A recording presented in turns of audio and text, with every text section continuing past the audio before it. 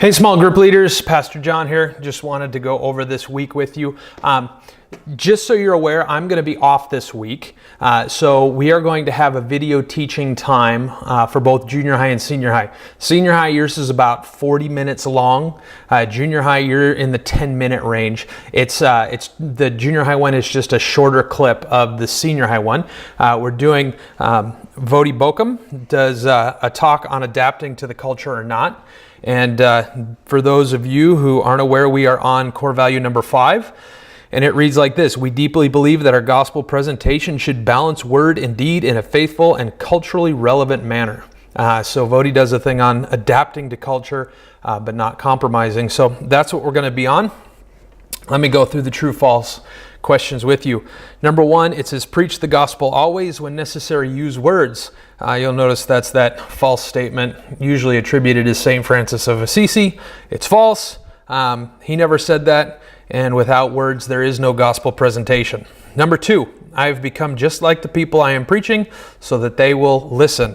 I have to become just like the people I am preaching to so that they will listen. That's false. We're to be set apart for the service of the Lord. And what makes our message any different or interesting if it's just the same stuff they always hear? Number 3, I should ignore the culture and just preach the gospel. Again, this is false. We cannot be ignorant of the world around us and expect them to give us or expect to be heard.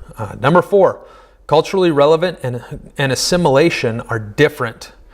We are to be set apart, but in the world at the same time. That's true. We don't have to do the things of the world to be in the world. So there should be a uniqueness to us, but we should understand our culture. And number 5, and the last true and false, deeds are to adorn the words that we say. Good deeds are the ornaments that hang on the tree of the gospel. This is very true. True. What we do should be the proof of what we say. So those are your 5 true and false questions. Our discussion questions, hopefully they will provide some challenge, but the first one is, what is the proper balance of word and deed? So discuss with your youth, your small group, where do they part that? How do deeds adorn the word? Should we be digging wells and not preaching the gospel, hoping that somebody will ask? Or should we be preaching the gospel and also digging wells and doing things like that? Number 2, how can we be word and deed people in school, work, home, etc.? So have your small group discuss, how do you do word and deed? If you're in a place like school that severely limits how much you can say, how do you mesh those two things?